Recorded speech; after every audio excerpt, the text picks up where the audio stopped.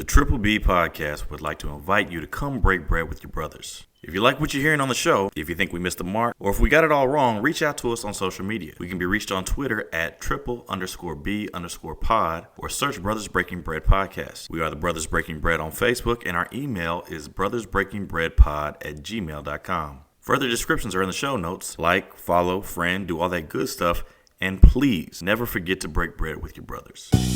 How y'all doing? We out here chilling in the spot.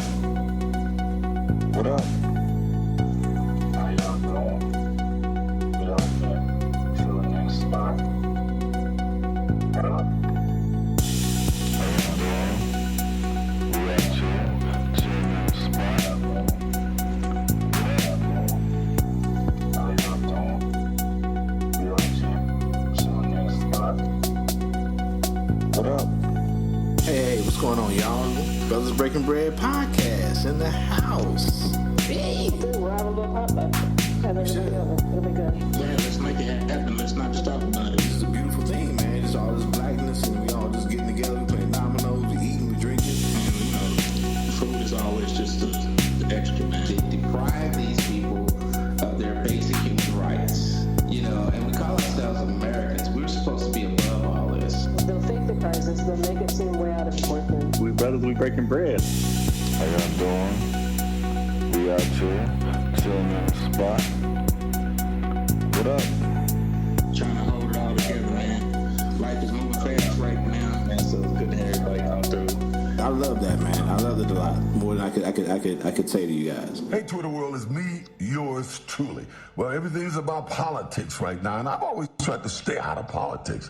When I first got to USC, one of the alumnus, a guy who went on to become one of my dearest, closest friends, tried to get me involved because he was ahead of fundraising for Richard Nixon. And I told him, no, man, I got to stay out of politics. Strangely enough, I met Nixon just a few months after that. He had won the election. He was president-elect. And hey, I liked him. I thought he was a very, very knowledgeable guy when it came to sports. And even looking back now, despite all the stuff that happens, I still have to say that he was a pretty effective president. When I got to Buffalo, I was in training camp, and Jack Hargan, our PR guy, says, hey, after the second practice today, Ralph Wilson wants you in Detroit.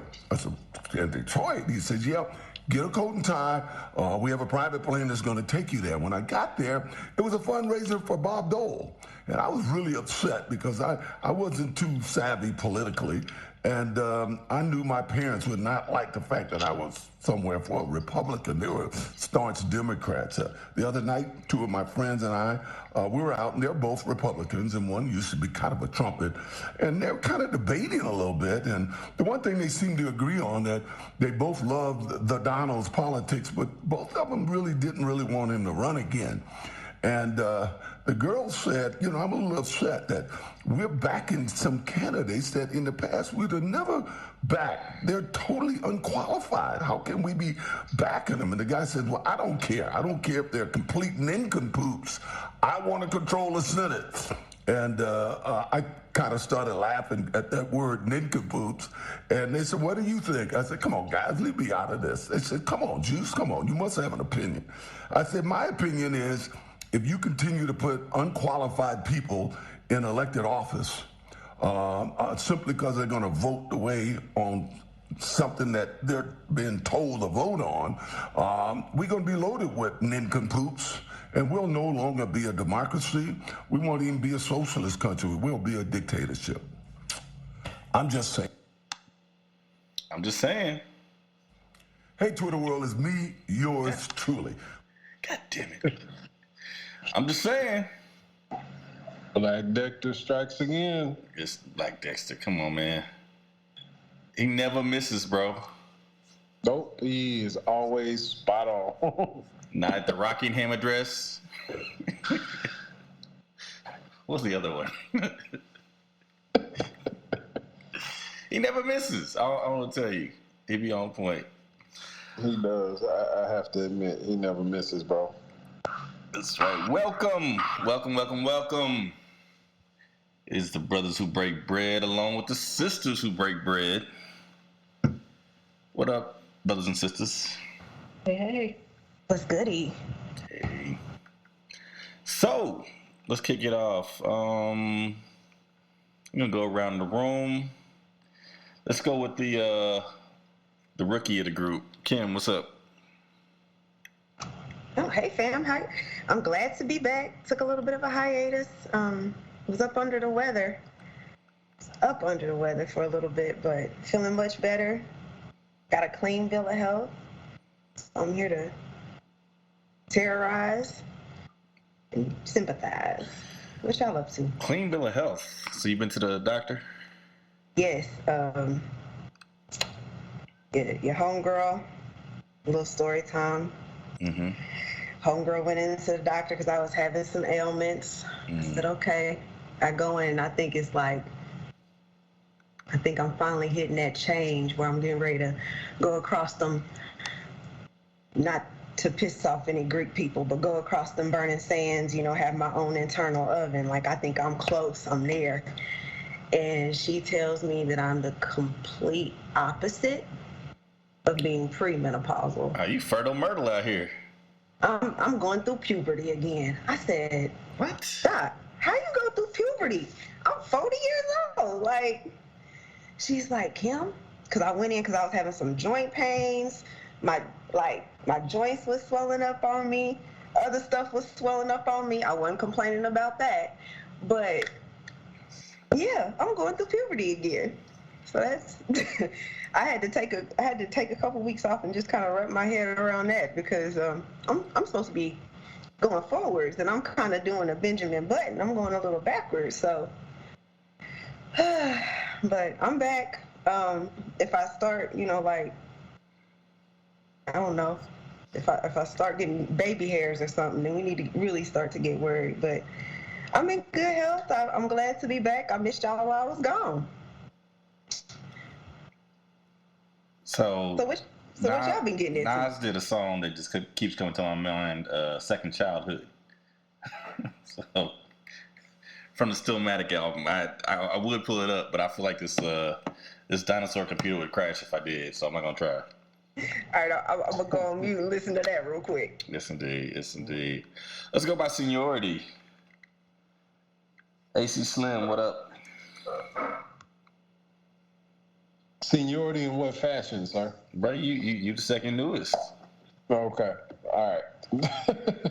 All good, man. Not too much going on, man. Kind of a slow week, so just glad it's closing out, man. Try to get some rest, try to relax, try to enjoy this weekend and just let my mind free up a little bit. Side note, brother. I got a side eye. Okay. All right, because I haven't had one in a while. Being into this baseball season, I feel I needed to have this side eye. I absolutely hate niggas who become baseball strategists and have not watched an entire baseball game for the entire 162 game season. It irks me to no end. Who's been on that shit? No, like just people I know, or people that I went to high school with or whatever. You get in and they're like, Dusty Baker should have took Verlander out and blah, blah, blah, and blah, blah, blah. I'm like, okay, so how many games have you watched? You do realize Verlander is up for the Cy Young this year, right? He did give up the ass in game one, though. He did. I agree with that. But how do you, who have maybe out of 162 games watched maybe 8 innings of baseball all year, decide you want to talk about a baseball strategy?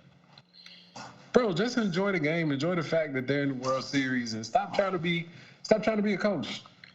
Like, stop trying to talk about stuff that's like literally like, okay, I'd have said last week she hadn't watched a full baseball game in 30 years. Mm-hmm. So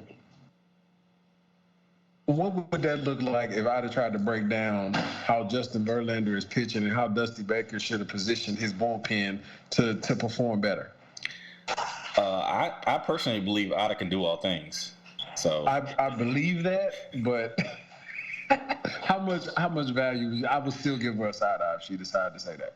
I would never even try to say anything productive about baseball. But that's my point. Somebody who is not in tune, has not watched baseball. Like, I haven't watched that much baseball to give my opinion on what a person who has been coaching baseball or around the game of baseball for 50 years should do in a World Series game. I just don't understand it. And it just gave me a side eye all week. So, well, we recorded that day, and I just watched the game after it tied up. I didn't find out about Verlander giving up the ass until the end. I did watch yesterday, and he looked good. He looked good yesterday. But more importantly, you ain't gonna talk about what happened in the middle of the series? what are we talking about? Nigga, they threw a no-hitter, bro. Oh, that's what. Okay, I had to get what you talking about. Bro. Nigga, come on, it ain't nothing to talk about. I wasn't. You ain't watched but 8 innings all year either. I wasn't finna be one of the same niggas I was giving side eyes. I wasn't finna fall into that same hat. Bro, they threw the second no-hitter in World Series history. That was live, and the fact that it was on Dusty Baker's watch made it even better. I love it. So the first one was like 1957 or something like that. It was I want to say Don Larkin with the Yankees. I forget his. I think it's Larkin, but I forget. So he, back then they took care of it themselves. They had a young gun. I don't know his name for Houston going. But you talking about Javier? Yeah, Javier. Yeah, he ain't a brother. He an hermano. So and hermano. I did find another black face at the World Series, though. They black faces, but they not African American black, bro. No, he wasn't playing. He was an umpire, but he was black. Oh, they had a black umpire? They did. Okay. Last night. Okay. Well, if he was here last night, he'd probably been there for the whole series. Okay, yeah. So they got a black umpire. So we got two. Okay. Harold Reynolds is running around somewhere commentating, so I know, right? That counts too, I guess, maybe. But nah, man, he old buddy was throwing BBs up there, bro, and they came and got him. I think after the 6th inning. And I know people was talking about like, yo, you gonna take him out of the game after a no hitter? Well, he was 6 innings. He had 3 more innings to go, and his pitch count was like 97. I think the most he had done was like 115 all year. Yeah, he doesn't go more than 6. Yeah, normally. So but again, that's those baseball strategists, all those niggas who got my side eye. That's exactly who that is. Well, Dusty did his thing on that one, bro. So all you gotta do is win one more at the crib. So I know it could be crazy because I think the game is on Saturday, which tomorrow. So that could be a crazy situation between Dusty Baker and the Astros winning the World Series in Houston on Saturday with Deion Sanders coaching Jackson State versus TSU all in the same area at the same time tomorrow. Yeah. Could be a wild day. That could be crazy. That could be real crazy.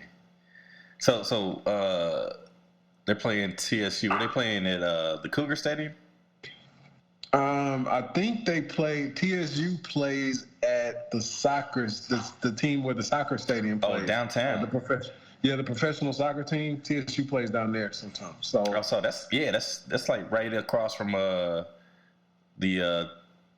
Toyota Center, right? Yeah. So it's like right around the corner from the Toyota Center, and like maybe 2 or 3 miles down from the baseball stadium. Yeah. Tomorrow could be nuts. So you gonna be down there in it? Yeah, probably be at the game tomorrow. The football game, not the baseball game. But yeah, that whole thing, because the football game is at 6, and the baseball game is at 7, so they both could potentially be over at the same time. Yeah. So you could potentially have thousands of people in the street downtown at the same time. Hey man, I ain't saying do nothing crazy, but if they win tomorrow, you got to go downtown, man. You got to be in that energy, because when the Chiefs won and when the Royals won, I made sure I went downtown and just drove around in that fucking parking lot it became, and just was a part of the energy. Nigga, the last time we won a championship was when the Rockets won well, the last time I was involved, I should say. Because I did go to the parade, but that was okay when in 2017. I went to the parade, it was cool, but I don't like all that traffic and shit. But nigga, when the Rockets won, nigga, we was on Richmond acting a fool. I was only 15. Yeah. So, but tomorrow, the thing is, I'll probably already be down there. Yeah. You know what I'm saying? Yeah. So when we walk in, the Astros could very well be World Series champions when we walking out of this Jackson State TSU game after Jackson State beat the brakes off of TSU. That's what's up. So, because like I said, tomorrow could be set up to be wild, and if it is that wild, you niggas might get a video. Yeah. Do that shit, man.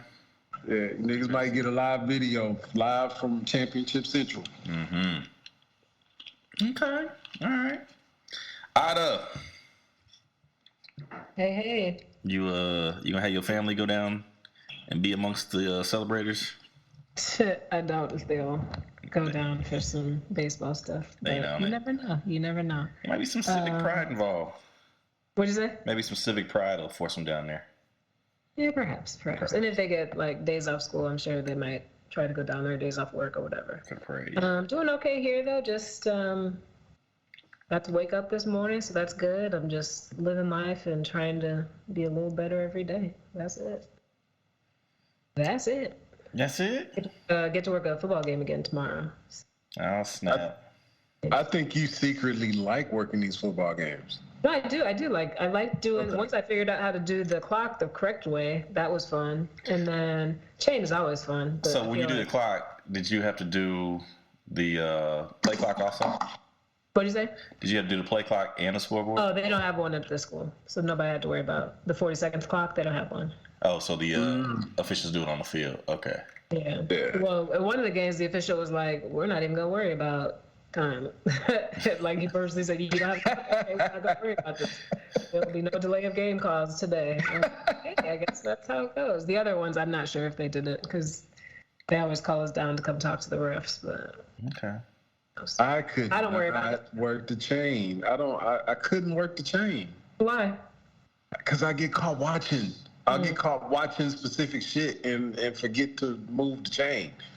Well, the thing with the chain is like the ref is right there, and there's at least two other people there with you. So somebody's gonna remind you to do something. Yeah. Because there's been times I was watching them play, and like they're like, "No, we gotta move, let's go," or like I didn't realize it was a first down, and then realized after the other person had already started pulling, and I was like, "Oh, I guess it's time." I forgot. It's okay. It all works out. I'm glad you're getting some exercise and getting paid to do it. So yeah, that's the biggest thing. There it is. Well, I think the big thing in my world was Dad celebrated 89 this week. Yes, sir. That's exciting. Yeah, that was exciting. So congratulations, Pop. Absolutely.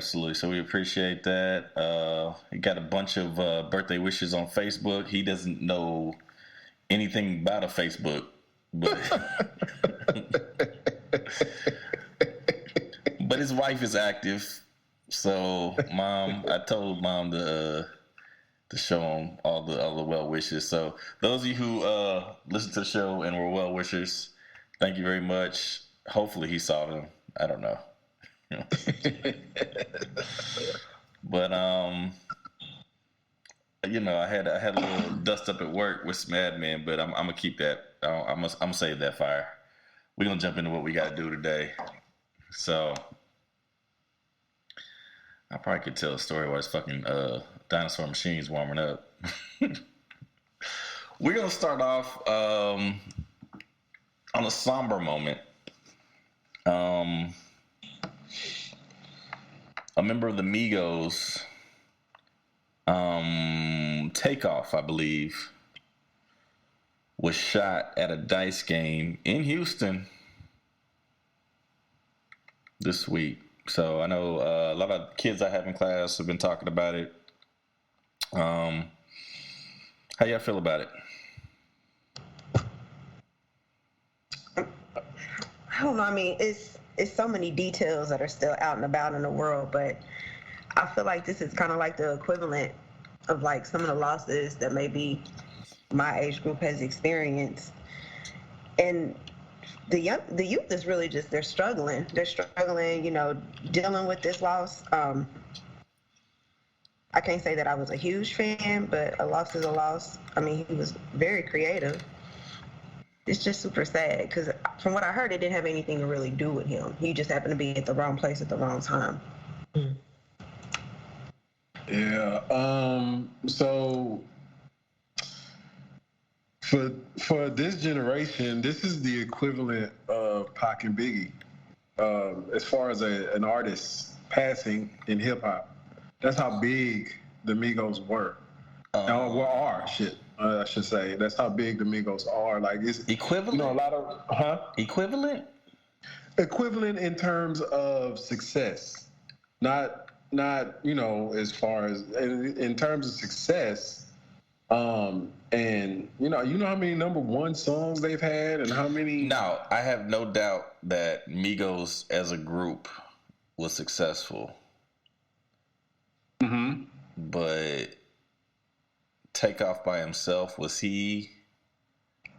I mean, dude, he's part of a group. I think by definition, Beatles. he ain't gonna be like these solo artists. I don't know. No, it was like they were like, so imagine if they were like equivalent of like some Black Beatles of this era. I hear that. I know, no, they were huge. Imagine if They're one huge. of the Beatles had been killed. Or Nigga, you don't gotta imagine that shit happened.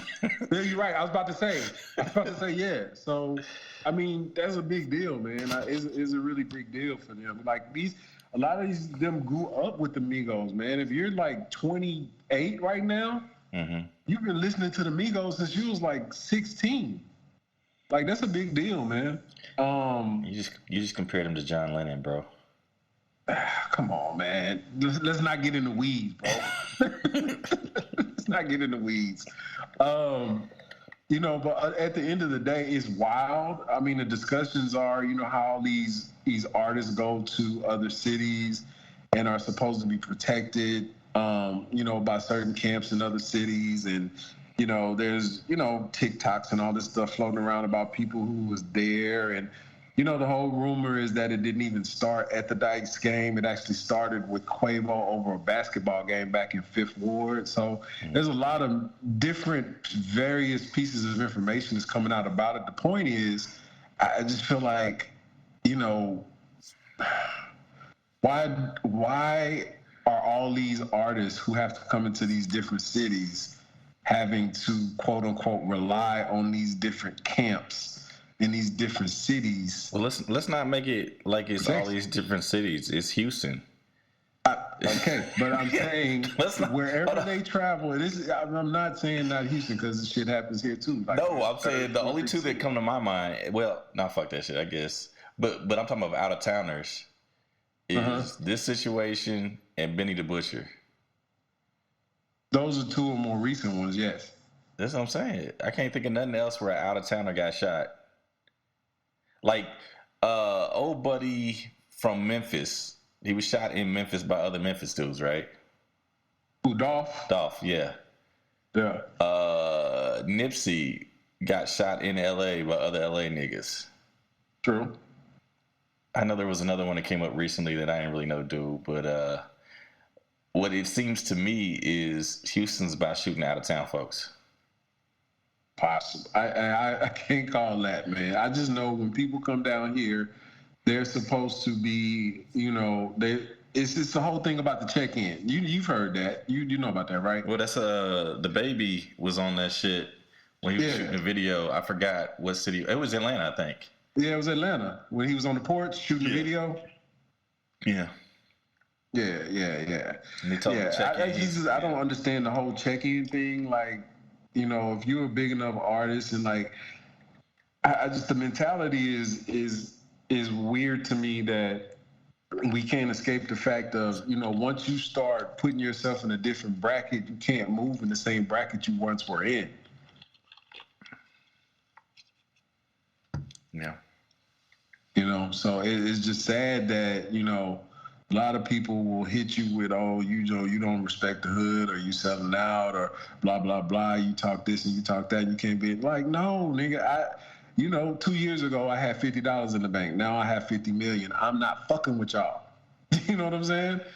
And that mentality is not all the way around. And that's fucking sad that, we can't get out of that. Like, a lot of people can't get out of that mentality. Like, nigga, if I'm the Migos, nigga, that dice game, if I have to play dice, I'm playing dice at a casino, or you niggas, certain niggas that I select can come to my fucking hotel room that I know. I am not going to I'm not going to Fifth Ward right now. And I was born in Fifth Ward. Yeah. Fuck out of here. I'm not going to Fifth Ward right now. Yeah. You know what I'm saying? So, if I'm the Migos, why? That's my first question. Why are the Migos in Fifth Ward? Why?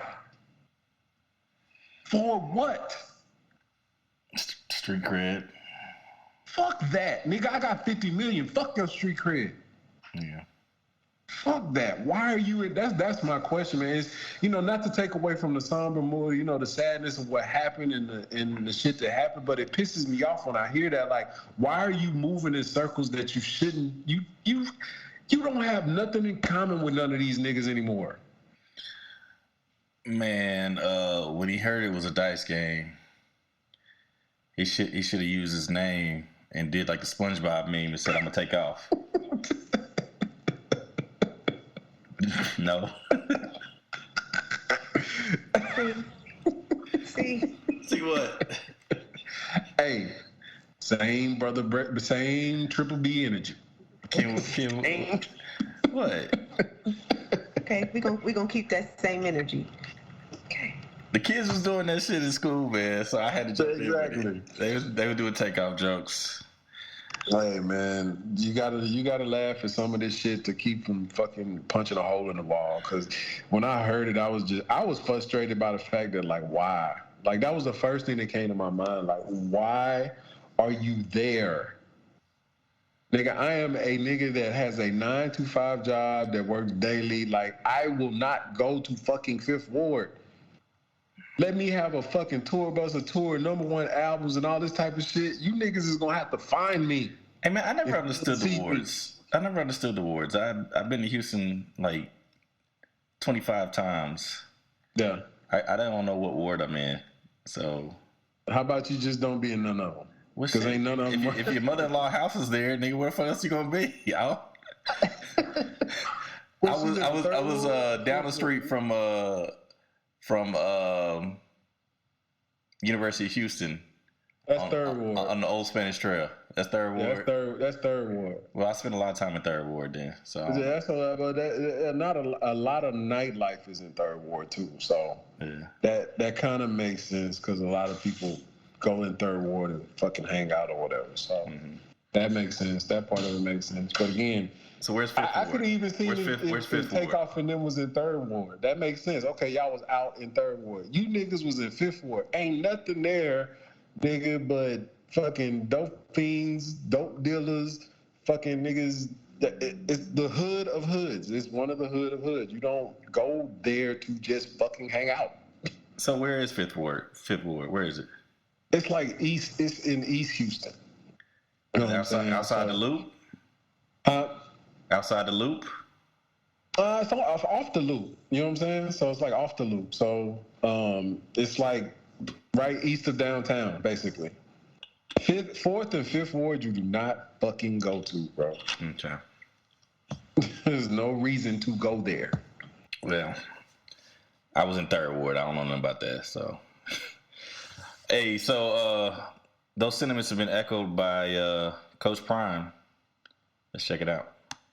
I'm tired of the consistency of people that are influential to you are leaving us consistently. That's our rappers. Takeoff was murdered in a dice game in Houston, where we're going. So that eliminates all y'all leaving that hotel, because it ain't happening until I give you further notice. So whatever her name is, whoever she is, parents, everybody, they're going to come to the hotel to visit you because y'all ain't leaving. Sooner or later, we got to start changing our addresses, guys. That's an analogy to saying, I know we this, but we ain't that. We got to leave that behind that we once did. And that's what you guys are. Now you guys are Jackson State royalty. Yeah, you know, man. You're not whoever you were a year ago. You're not even who you're going to be a year from now, which is a blessing. But you can't continuously do the things you've always done and expect to get the results. There's going to have to be a change. All of us have gone through drastic changes. Have we, coaches? Have we, coaches? All of us are still evolving into what God has called us to be, and that's change. You cannot kick it with the same dudes you kicked it with. You cannot kick it with the multitude of women that you kick it with. You cannot associate in the same realms that you associate with. You're going to have to change if you expect change. You can't do it.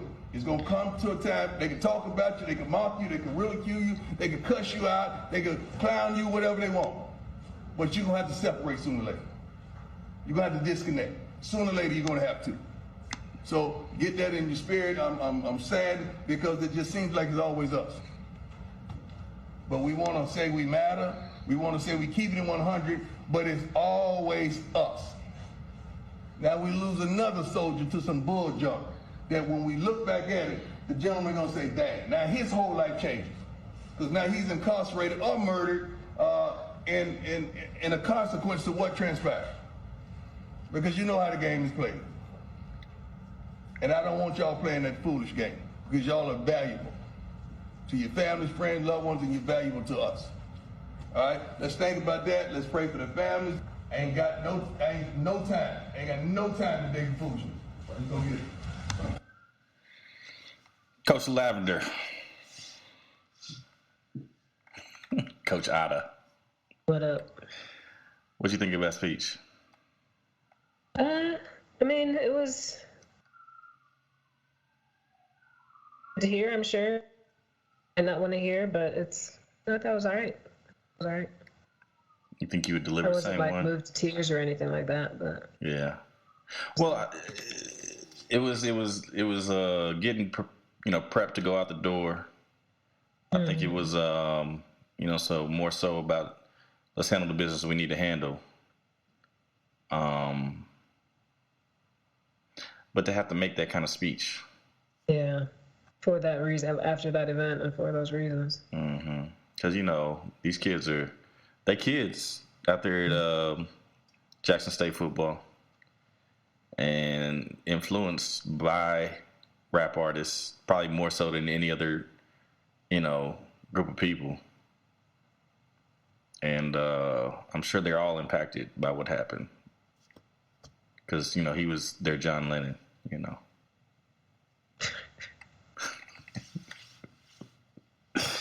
I don't know.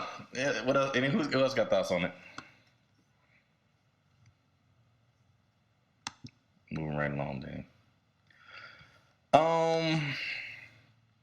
Hey, bro. Yeah. I have a question, though. I have a question. Mm-hmm. I'm confused. I didn't know it was an option to leave the hotel or have people come see you. Dude, when he said people come see you, I never knew that. Yeah, I've never heard of that. I've never, any football program I've been a part of, coached that. The hotel is like lockdown. That's jail. You're not going nowhere. Like I don't even understand why you even have to say can't nobody come, or that should have been. I feel like that's already established when y'all get on the bus. So if you go to your hometown, they don't let you see your people? They may come to the hotel to see you for a few minutes in the lobby, but you ain't going nowhere. Well, yeah, that's what he said. You know what I'm saying? But you definitely ain't going nowhere. I mean, if your people come, you might get, like, before the meetings and all that type of stuff, you may have, maybe 20, 30 minutes to chat with your mom and chat with your parents or whoever came to see you play, but you do not get to leave the hotel, and nobody gets to come to your room or go, none of that. Nah. Yeah. That ain't happening. I mean, you could sneak somebody in the room. That happens. But definitely, you know, people ain't coming up in the hotel and just chilling and hanging with y'all, and y'all definitely ain't leaving. But, I mean, you have to say it, because if you don't say it, then somebody will say you didn't say it when they do it. So. Right. Didn't, like, niggas never snuck out? I didn't say they didn't, and I'm sure it happens. It happened at Mizzou when I was playing. Yeah, it happened. You know, people sneak out, people sneak in, people do that. That happens. You know what I'm saying? But he said it like it was an option. Well, I think he took the option off the table just to remind you niggas it's not an option. No. Yeah. I mean, that's beyond the point, though. You know, like, I feel like he just echoed everything I kind of was saying. Like, you know, you can't be who you were. And plus, speaking of not being able to be who you were, nigga, you from the dark ages, so this is a new millennium, nigga. I don't know. They might be doing football differently these days. I don't know. Certain things ain't different, bro. Some things are staples.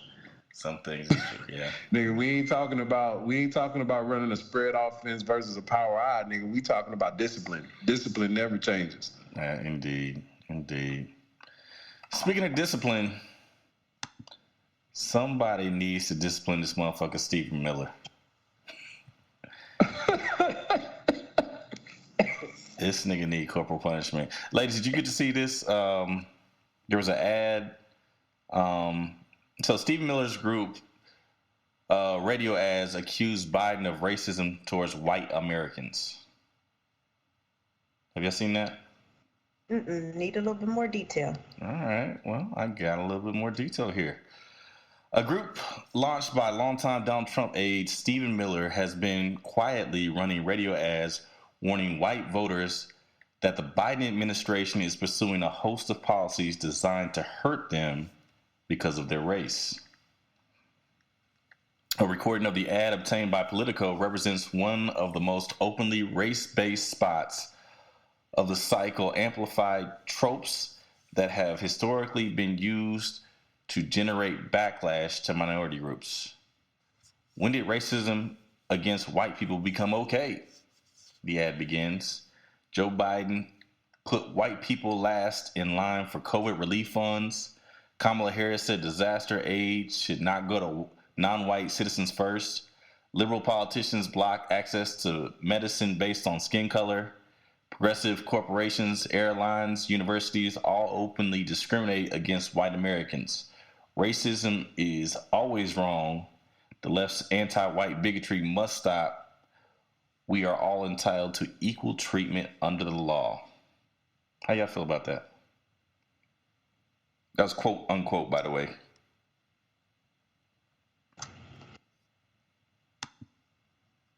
I don't even understand. First of all, they didn't give you all these loans because they knew you were going to steal all the money anyway, like you all did, and then spend it on shit that didn't need to be spent on. Like, what's his name? Who's that football player that did that shit? They knew that most of the white people were like that. So, no, that's the big reason for that. You talking about Brett Favre? Yeah, Favre.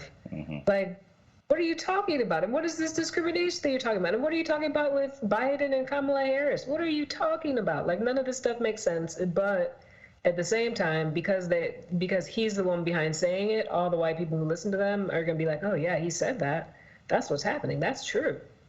Yeah. This is all facts. Yeah, he's a fucking gremlin. Yeah. So I forgot about that dude. Yeah, I was glad to forget about him. Mm-hmm.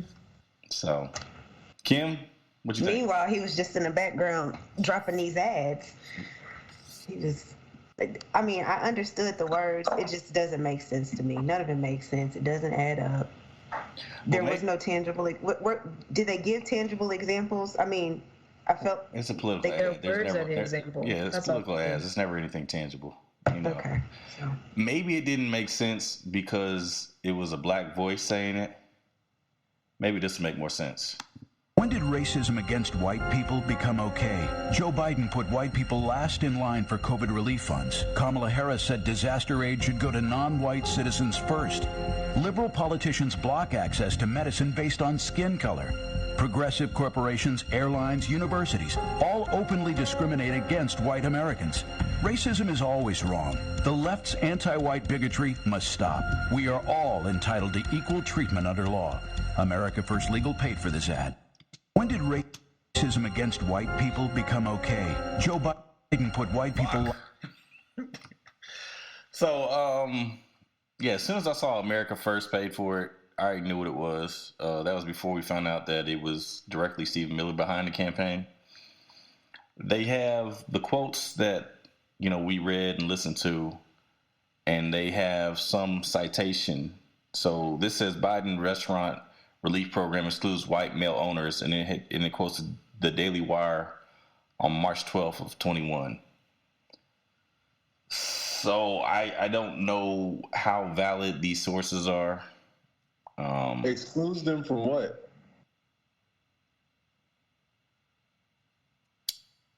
Biden's restaurant relief program. Okay. So I don't know if that was based on race or based on some other qualification and person happens to be white. I don't know.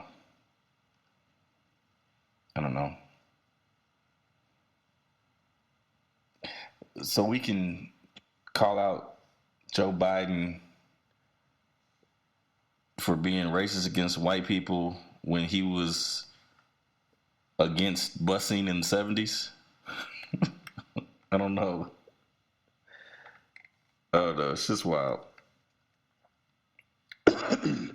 It's a hell of a reach, but I don't know if it's that big of a reach, because again, his audience is people who thought Donald Trump would be a qualified candidate for president. So again, that all applies to context of why it even was able to come out. Like, and he's in Florida, isn't he? Stephen Miller? Yeah, where is he? I don't know. I figure he crawled back under whatever rock he slithered out from underneath. I don't know. Well, I say that because it's like it's so open. Like they have, and I saw a story that was kind of tied to that. They have people who were in the January 6th insurrection down in Florida working the polls. And these dudes are wearing like "fuck Joe Biden" t-shirts and working the polls, actually working the voting polls. Isn't that a big reason they said to all the black people to help people is standing in line? Like, you can't wear shirts, you can't have water, you can't get the people to like stay alive if it's hot. Yeah, they can wear "fuck Joe Biden" shirt. Well, that was in Atlanta. Oh, okay. So Florida. Yeah, I don't know. I think it's all bullshit. We should do like public hangings. No, that's probably not a good idea. Public hangings? Yeah, that shit might backfire. Nigga, did you just say go back to lynching? I mean, but if we be racist against white people, let's show them what it look like. So hold on, I'm not trying to get our podcast taken. You want to lynch a white person? Is that what you want to do? Hey man, we might come for these Jews later, bro. So we might as well go ahead and shoot with both barrels, bro. Stupid. What you saying, Kim? No, you're just trying to give them the full, in-depth experience. Exactly. Like, you know what I'm saying? Don't shadow it. Live it. Live the life. There you go. You want to talk about white racism? Let me see what that feel like. Be fully immersed. You know what I'm saying? Then introduce you to Ice Cube and the lynch mob. You know what I'm saying? So we get a couple dogs, chase them through downtown real quick, back them up with some water hoses in the corner, and tie them to a tree. I'm for it. You get the works. Which package do you want? You want the water hose and the dogs? Or you want the water hose and the dogs and the packages now? Like, it can be like you can choose which black experience package you want. Nigga, it could be like the Triple B Airbnb. Giving you an all-inclusive experience. Yeah, man. I think we might have something worked out here. That might be some sort of resort we could get. Right. Pay bonus. Now it's a resort. Okay. Yeah. We gonna resort to all kind of violence. Right. I don't know. Bonus packages include Emmett Till type funeral. Here we go. Here we go. Open casket for that ass. I'm with it. I think we should do it. I'm completely for that. You should put it up. We should poll it for a vote. Put it up on the Facebook page and poll it for a vote. Watch how fast that shit come down. Fundraiser. Oh shit. Fundraiser. GoFundMe. That's what we need. That's what we should do. I know, right? I'm with it. I know if Kanye can get a GoFundMe, I want one. Exactly. Yeah, he has a GoFundMe for real. No, absolutely. That's not a joke. That's not a joke. That is real. Some people decided that they wanted to start a GoFundMe because they wanted him to be a billionaire again. That is fact. Oh, that's good. Yeah, they couldn't deal with their favorite rapper not being Mansa Musa. That's really good. So they think we got to rectify that. So, with all that being said, let's talk about a real black leader. We got Barrio the GOAT. Has been making the rounds. I mean, like, dude, Obama should he should really like tour and do like nightclubs or something, man. But he could do it. He could absolutely do it, bro. He could do it. I swear he could do stand up. Hey, but and the thing about him though, when he get on fire, like on a roll, yeah. Oh boy, it is like a poet or like a rapper who's just in his zone on his best 16. Like he just get going. It's incredible. Yeah. So from your mouth to everybody's ears. Actually need. The other day, I did not realize this. I read about this. Somebody had to show it to me. The other day, a video came out of Governor Whitmer's opponent claiming that Democrats have been working for decades to topple the United States because they're still upset about losing the Civil War. And that COVID restrictions were part of some master plan to do this. Now, first of all, what? What? What?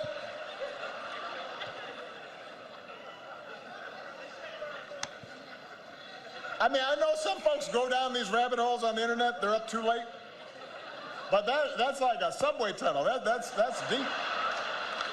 That's the darkest rabbit hole I've ever seen. And by the way, it's not like this quote was from, sometimes folks get quoted way back when they were in college after a frat party bender, and they just said something. And you kind of want to forgive them because you're all like, all right, I've been there. I remember right after that game, we got a little stupid.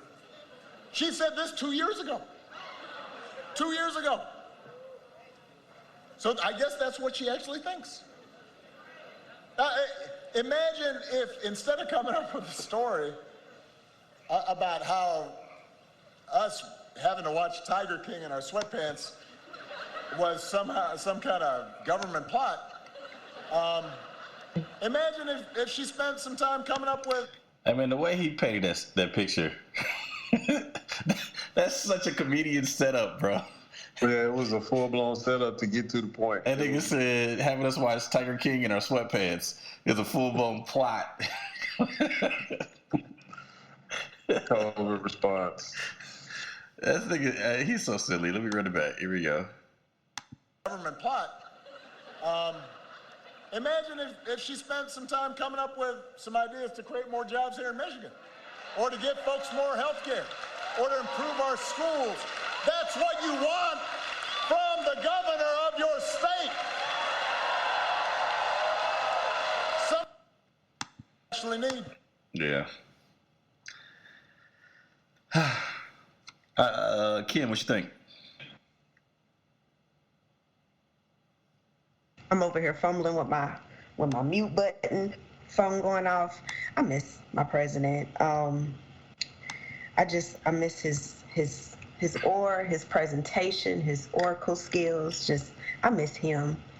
I miss how he was able to engage a crowd. I mean, I can appreciate everything that he was saying. It was on point.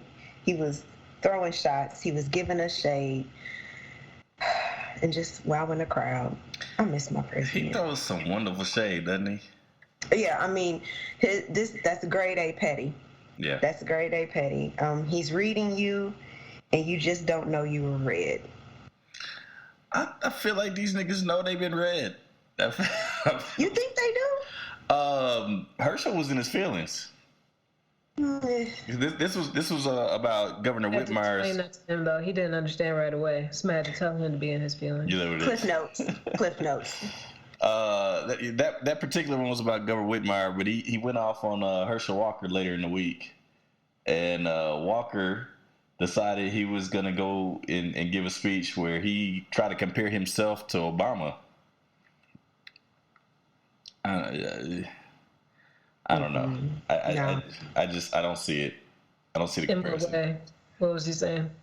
I mean, nothing coherent. Nothing coherent. I think he was talking about how he had started businesses and been successful at that, and claimed that Obama had not. I don't know. Prior to election, maybe he hadn't. I'm sure he's a pretty big employer now. You know. I don't know. I think Obama got under his skin. He said that, you know, if you were to look at a running back such as Herschel Walker and say, oh man, you were an excellent running back, like you were a fantastic tailback at Georgia, let's have this nigga fly the plane. That's his biggest highlight. Like, oh, this nigga got a Heisman Trophy. He should fly the plane. No, I don't think that's what you want. And so we probably don't want this nigga making public policy either. You know what I'm saying? You know, it doesn't disqualify you from being, you know, qualified to do that just because you play football. But at the same time, there's no evidence we've seen of Herschel Walker doing the work to be prepared for that moment. You know what I'm saying? Right.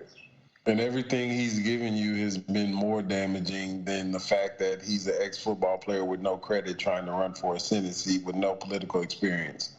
No. And that's the other thing. He kept, hey, we've seen how that experiment worked.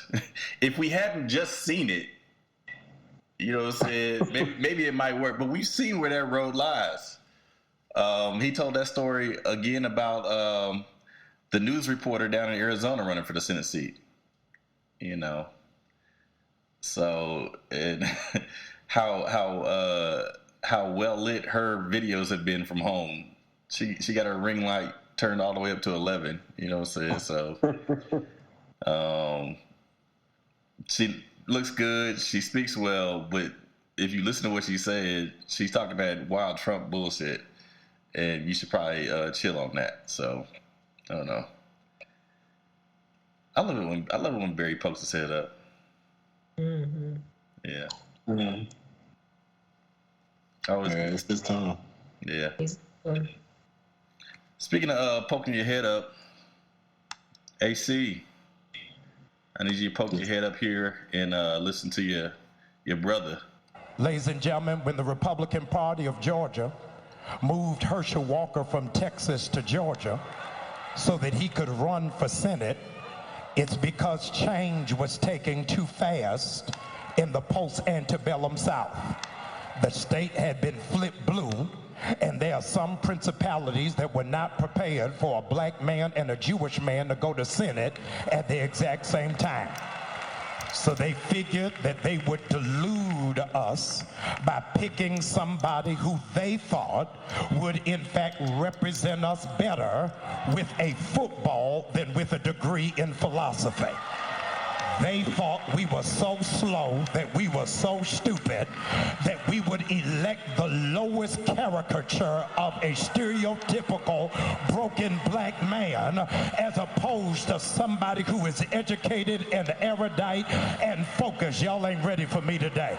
Since Herschel Walker was 16 years old, white men been telling him what to do, telling him what school to go to, where to live, where to eat, where to buy a house, where to run, where to sit down, where to sleep, where to pay for abortions, where to buy a gun. And you think they not gonna tell him how to vote? In 2022, we don't need a walker, we need a runner. We need somebody who gonna run and tell the truth about January 6th. We need somebody who gonna run and push for the cancellation of student loan debts. We need somebody who gonna run and make the former president respond to a subpoena. We don't need a walker. We need somebody who will be steadfast, unmovable, always abounding, knowing that your labor is not in vain. Georgia, I need you to know the slave Negroes y'all are used to don't live here no more. We can think for ourselves, function for ourselves, and vote for ourselves. Why? Because we don't need a walker. You don't need no walker. Hey, see, that's your frat brother. Mr. Jamal Bryant down in Atlanta. Yeah. I believe he's in Atlanta. He sounded very Atlanta-esque. Yeah. He sounded like a Southern preacher, that's for sure. Absolutely did. So, what's our reaction to that? He said it all. We don't need Walker ass to the clinic. Yeah, Walker. we don't need Walker ass to the clinic.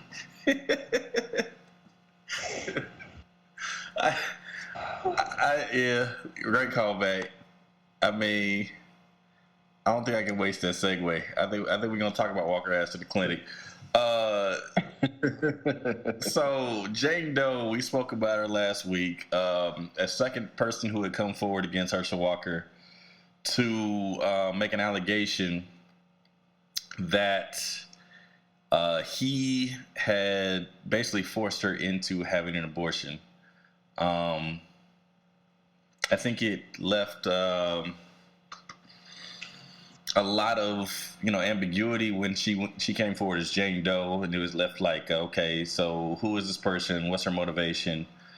She still didn't give her name, but she did give a video interview, so I'm sure people are working around the clock to figure out her identity anyway. But she did go on ABC, I believe, and speak out about her experience with Herschel Walker. Kim, I'm curious because you had some conversation in the chat group. How'd you feel about this whole situation?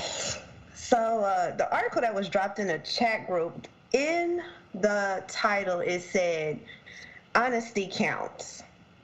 Mm-hmm. And that was the line that she ended on.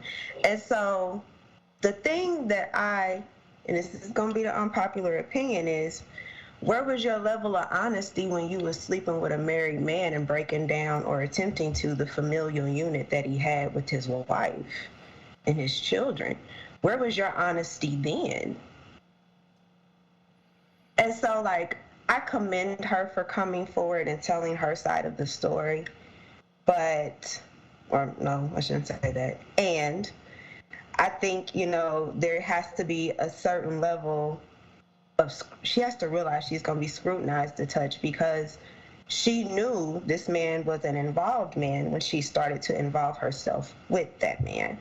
So, I don't know, it didn't change my opinion of him, because I've been known he wasn't shit. So, you coming forward is not going to change my opinion. Now I'm questioning you. I just hope it was worth it.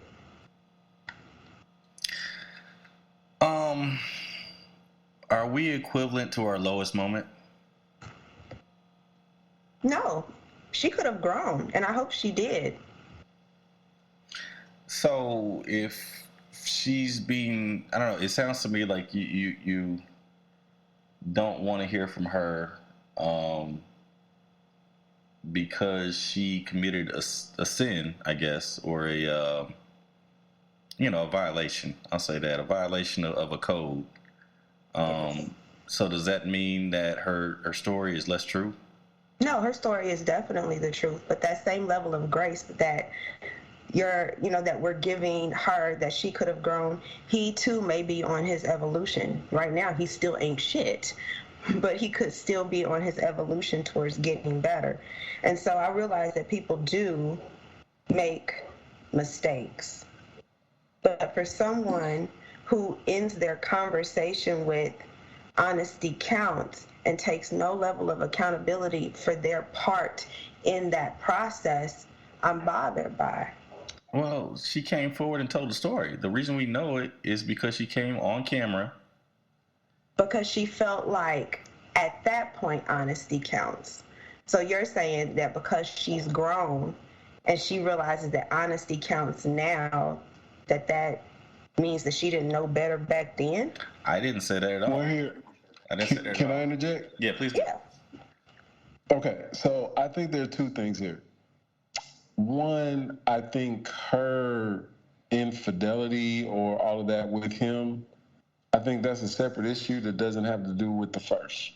I think that's a moral issue that she has to deal with, and because I don't think that makes the fact that she had an abortion less true. I think that actually strengthens the fact. Mm-hmm. And then secondly, where you're saying, maybe thinking about the grace for him, I think the problem with him is that this nigga is still lying about it. Yeah. Like right now, like if he gets grace if he says, yes, I did it. It was a different time in my life. I'm in a different place now. Like, there's different things, and yes, we've all made mistakes. If he owned up to it, but he's steady saying, I didn't eat the cookie when he got crumbs on his chin. Exactly. Honesty Honesty he's getting matters. busted in front. She's busting him. Yeah, and I see why she's busting him. I'm not saying that what she's doing is wrong, and I'm less concerned about the abortion. I don't even really pay attention to that aspect of it. You wouldn't have gotten yourself, like, she knew that what she was doing was wrong, and so to me, she has to be open to a certain level of scrutiny, and I hope that it is worth it. That's all I'm saying. Like, she has to know there's gonna be people coming for her, because at the end of the day, she knew she was wrong. She was taking her birth control. She was going to go see him out of town. It sounds like victim blaming. How is she a victim when she was an active participant? She was walked to the clinic, and he ensured that she went through the process. And then on top of all that, so they were in a... Wait, what were you expecting him to do? Walk in with her and go back there with her? Let him have the kid. This is who Herschel Walker said he is. Herschel Walker said he's against abortion. He wants to codify a ban against abortion nationwide. So what he should have did, if that's who he is let her have a 30-year-old child. But I don't think that's who he is. That's why we know that, because people like her are coming forward and letting us know who he really is. Because that's who he's presenting himself. You think this changed a lot of people's minds? I think that it is solidifying in people's minds that if they're going to make this decision, they're willfully ignoring the fact that he has changed his position on this issue. So when a woman tells her story, she has to show her face in order to be believed. Like, there's nothing that this man has done that makes me think he is a stand-up dude prior to all this coming out. But you're not the target audience. So that's why I'm saying, like, I hope that everything she just told us is totally worth it. Because to me, I don't think it's going to make that big of a difference. But you all are saying that it is. So I really do hope so. I hope her telling her story is going to give her the end result that she desired. Because she could have just been wanting to validate, like, yo, we gonna catch him up in this lie. If I change minds, I change minds. If I don't, I don't. But to me, I just hope it's worth it. Maybe for her, it's a thing where when it happened, they could have been in agreement that it happened. And for a woman, that's a major thing. That's a tough thing to go through. And then especially for her to go in there, go through it alone. And then he gets on TV and presents this facade as that I'm this person who doesn't believe in this doesn't happen. And then he turns around on TV and says, no, I've never done that before. And she's sitting at home like, wait a minute. And another person, I think it was another one sitting at home like, wait a minute. Like, at that point, it's kind of like, I don't know that it's about the greater good, but it's also about the fact that, come on, nigga, you're not finna sit up here and do that. You're not gonna do that. Like, it's certain things that, it's a lot of things he's probably done that will never come out. But when you go on after all this stuff, he's about to make, he could possibly be in a position to make policy on something like that and be a confirmed liar about it, and people know about it and are willing to speak up. I think whatever happened in the past is kind of in the past. I mean, like, what can they, outside of her, you know, going through her personal life, which she's already opened up to, what can they do to her that is going to affect her any more than what she's hearing come out of his mouth affect her?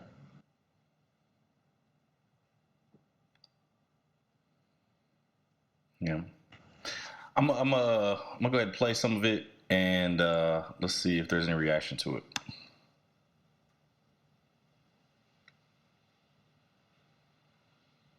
Oh my goodness, the holidays. Or we're gonna just listen to some commercials first, because you know that's what the internet is all about. Commercials for your videos. You ain't getting this free fucking video. Oh, you gonna watch this 30 minutes. So, Ada. What's up? What you think?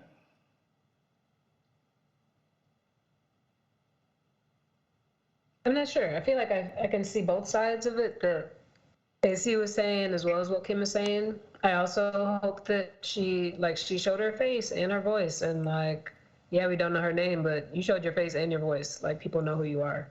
And there's pictures of you, and your friend has been talked to saying that this is you, and I have pictures and shared pictures, so people know who she is.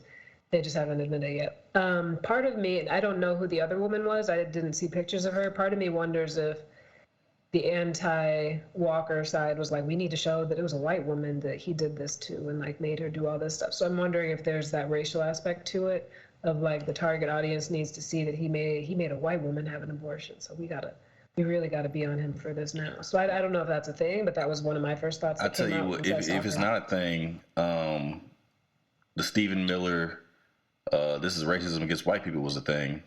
Mm-hmm. And the fact that this nigga is a candidate at all, going against the black man, the 11th black senator in the history of the United States, Raphael Warnock, that is the race card being played. So if the race card's already on the table, I don't mind you playing the race card back. You know, personally. But let's go ahead and see if we can listen to it now. Here we go. Juju Chang interviewed a second woman accused him of pressuring her to have an abortion. The accuser, who's now choosing to show her face and respond to Walker's denial of her claims. Good morning, Juju.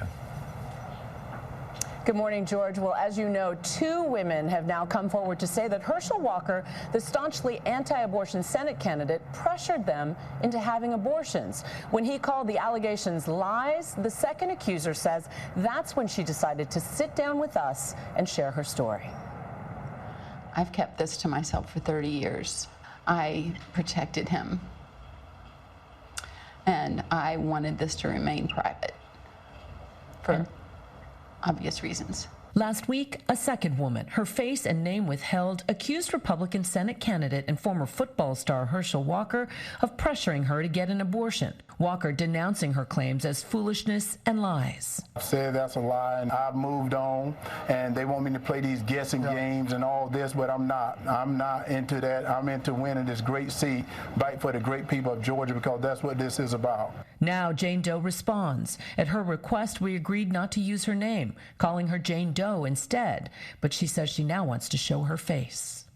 And so what makes you want to speak about it now? When I saw the first woman come forward a few weeks ago, he immediately called her a liar and said, I never signed anything with the letter H. And I knew I had many cards from him where he signed the letter H. And so I believed then that she was telling the truth. Jane Doe showed us some cards and letters she says she received from Herschel Walker, some signed with a flourish, that H. She says she took this photo of Walker asleep. They had met, she says, in the late 80s when he was married to his first wife, and she says had an affair that lasted 6 years. We saw each other several times a week, usually in the mornings, and we saw each other before games, home games, away games, that kind of thing. Jane Doe shared hotel receipts from that era and a voicemail she says is from Walker after he went to the Olympic Games in 1992. He often told me in writing and every time we had a conversation how much he loved me and how much I meant to him and that I was who he wanted to be with. Jane Doe said,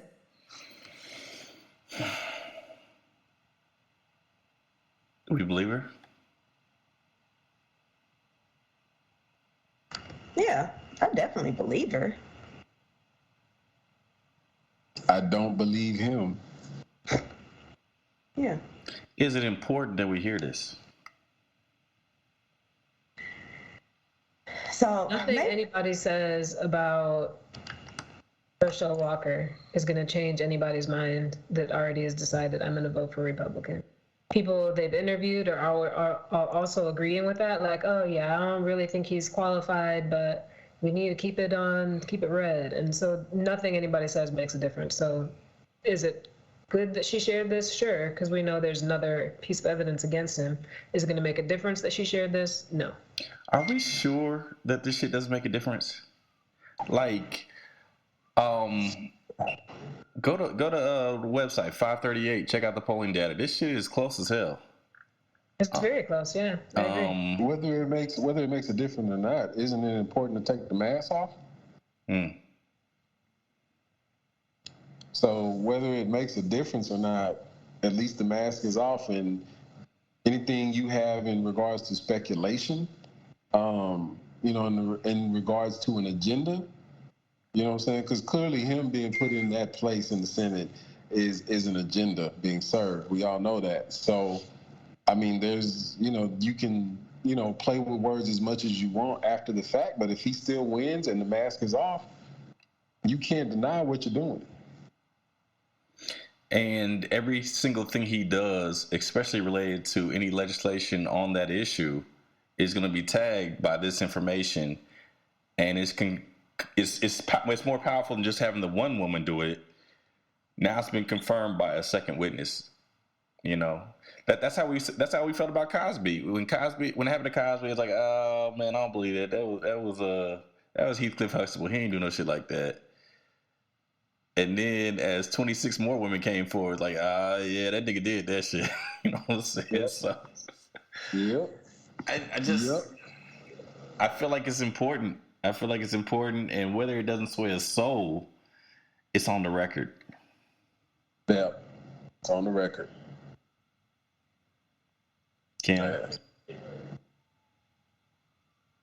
Kimberly. I mean, for the record, oh gosh, I feel like I just sat back and I listened to the whole interview, and at one point in the interview, she's talking about he drove me, I went in, I went back by myself.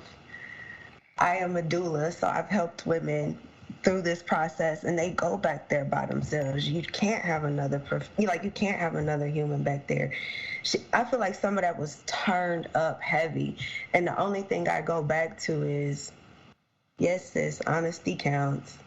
And I'm glad that she came forth and she told her story. You just exposed a lot of yourself.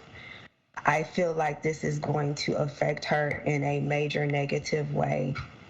It's all bad. I mean, she gave a lot of details. 6 years. How do you think she'd be affected if she sat on this story? She sat on it for years. But it wasn't important until now. This nigga wasn't up for Senate. Hold on, this nigga wasn't up for Senate until this year. You're looking at it from this and I see what you're saying. The political. No, I ain't said it yet. I ain't said it yet, Kim. Let me say it. So if he gets elected and then he passes legislation, he's the decisive vote that passes legislation that creates a national ban on abortion, and she sits on that information that she thinks possibly could have swayed some votes and let people know who this really is. And to be clear, she's voted for Trump twice. You know what I'm saying? So she's a Republican, but she's saying that honesty matters, and she feels like Herschel Walker is out here doing the bullshit. If she had a chance to say something about it and she sat on it, how do you think she lives with that information? I hope it doesn't. I mean, since she's come forward, I hope it doesn't get to that point. You know, no. It's not. It's past that point. She can't be there. She spoke. What if she didn't speak? Well, and Herschel Walker wins as a result, and then legislation is passed with his vote being the decisive vote, all because she didn't talk. How would she sit with that? How would she live the rest of her days knowing that she may or may not have had a chance to sway somebody's decision and let them know, bring this truth to light? I mean, so what? She's now a superhero because she came forward with her story. We just go over dramatize it one way or the other. I'm just saying. I didn't say she was a superhero. I said you were talking about the mental anguish and what she set herself up for. We understand that, and I don't think she went into it blindly. But what I'm saying to you, there's a flip side to that coin. Right. She's already been put in the situation, and she didn't get put in that situation by herself. Herschel Walker put her in that situation. And I'm not saying Herschel Walker did it 30 years ago by sitting in the car. That's not what I'm on. Okay. It's about the fact that he lied about the other woman and then said that I don't even sign letters like that. I send letters to a whole bunch of people. I ain't never sent no letter with no H on it. And then she had the evidence saying, oh, yes, you do. Mm-hmm. And so she can corroborate the statement of the other woman that this nigga is actively lying about in search of a seat. I don't give a shit he sat in the car 30 years ago. That's not what I'm on. Right. What I'm on is you're talking about she set herself up for some trouble. She was already set up for trouble. She chose her own fantasy. You know what I'm saying? Mm-hmm. So I don't know. I can't blame her for coming forward when she was already put in the situation. I mean, I go back to the same story. She did what she did. Maybe she stepped up because she, like you said, she wanted to, well, you didn't say it, but I'm thinking maybe she wanted to help old girl out. Like, I know some stuff. I'm gonna give old girl my side of the story, yada, yada, yada. I get it. I hope it's worth it. That's the thing that I'm just like, what happens if they've done all this, they further victimize themselves, and then nothing comes from that outside of, like you're saying, it being on record, and that probably counts for something. I can't wrap my head around what, especially if he still wins. If he wins, he wins. But she's got it off her chest. I would imagine that when you go through something like that, it's already off your chest. I don't think that's the case at all. I think she's been sitting on that for 30 years. Especially if you go on and listen to the story. Like, she just told you that she wanted to be the chosen one. She thought he was going to leave his wife for her He said he loved her. He said he loved her. She felt like he wanted to be with her. Right. He didn't say nothing about leaving her wife. How's being with her not insinuate leaving the wife? He had been with her for 6 years.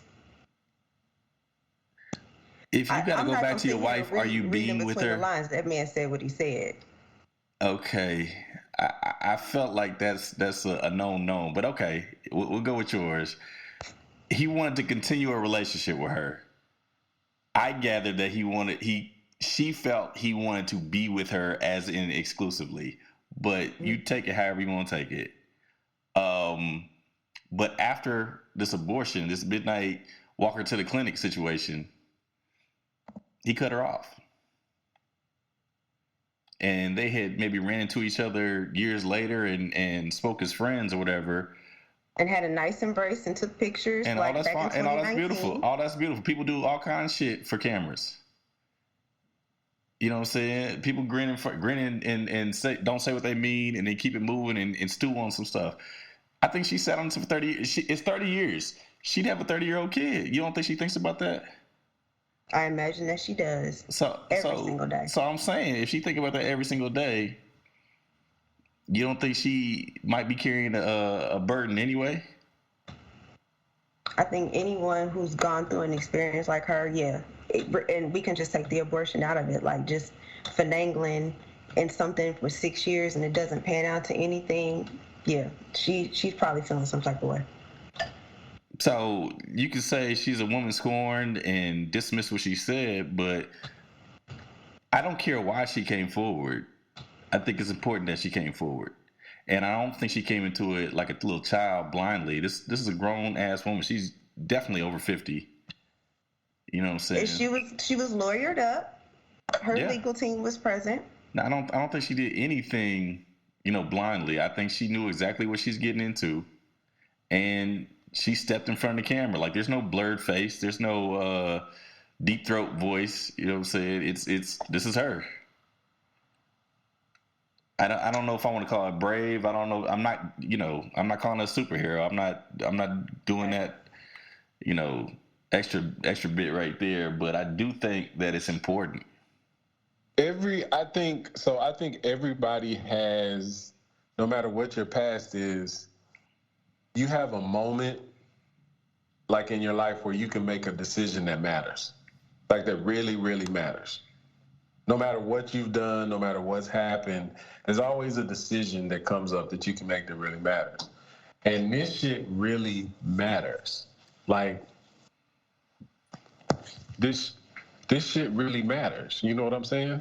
Like, if she doesn't say anything, it's the same thing that Joe just said. Like, this man gets in a position to pass legislation to where he can actually make an act that he is physically taking part in illegal, just so a group can procure a seat and a position of power to make even bigger laws and bigger changes over the rest of us. That matters. Ain't you the one who said get the government out your guts? I did. Okay. And since honesty matters, and we're all allowed to grow, I'm gonna take it that she grew from her experience, and he clearly hasn't grown from his. That's what I've gathered from the whole situation. So, and I can't say she did it with pure motivation. I can't say she did it at all. But I do think it's important that she came forward, so. I don't doubt that point. No, that's fact. I see that big point. None of it sits right with me. Just none of it. Yeah. I think it's hard to see yourself in other people's shoes. For one, I couldn't be the other person for 6 years. There's no way I'm not doing that. I don't know. I couldn't see myself carrying on that relationship and then, hoping that something happened while knowing that he's married to somebody else. Like, I don't know. I think it's difficult to put ourselves in other people's shoes and apply logic to what they did because, I mean, I don't know. It's kind of hard to find logic in the human heart sometimes. But my whole thing is, why does that part matter? Why does that part matter? Like, all that part does is solidify the fact that he was in a position where he could have put her in a position to make a decision about an abortion. You know why it matters? Because it mattered against Brett Kavanaugh.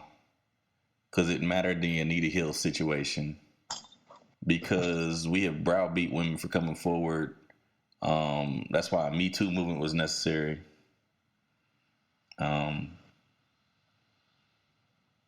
those are different. That's what I'm saying. How are they She different? actively participated. How are they different? Those women were abused sexually. They were violated sexually. This was unwanted. This was not desired. But what, she was like, I reciprocated this with him. But what AC said, why does that matter? AC said, why does it matter that this, that, and the third, this circumstance, that circumstance? She came forward. That should be what's important. And those women came forward, and they were questioned for coming forward in the timing in which they came forward. No, I feel what Kim is saying, though. Those women came forward making accusations of sexual misconduct. She came forward with an accusation of an act that happened that wasn't sexual misconduct. It was consensual conduct that this nigga is lying about. I think that's the difference. Like, this nigga is flat out lying about something that he participated in, and I participated in with him. Right. It's like me and you going to rob a bank, and we both was there, and I'm like, nah, I didn't go with that nigga, Joe. I don't know. So with this being said, it's like the Anita Hill situation, the Stanford law professor against Brett Kavanaugh. They sat on that shit for years, and so she sat on this too. But she's not accusing him of the crime, even though he was kind of insinuated that he's been coercive. What happened fucking last week, a few weeks ago. The nigga lied about the shit. Yeah. And so she caught the dog in the act. You know what I'm saying? She didn't wait till he peed on the carpet and ran here somewhere. Nah, she caught the nigga in the act and spanked his ass. You know what I'm saying? So he earned. Yeah. Yeah. So I don't know.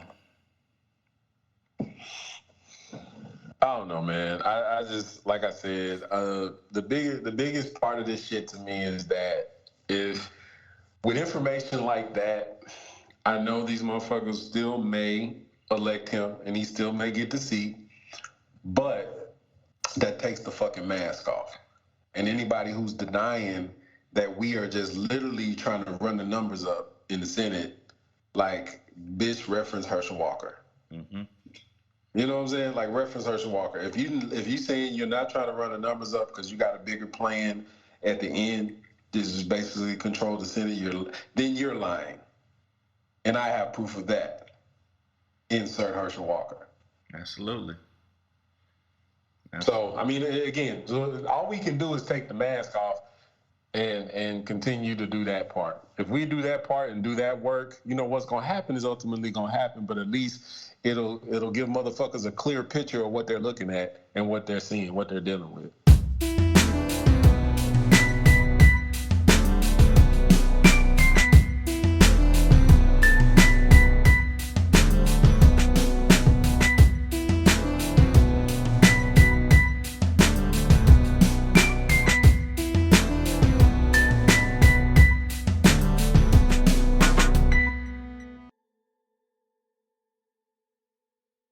Break bread with your brothers whenever possible.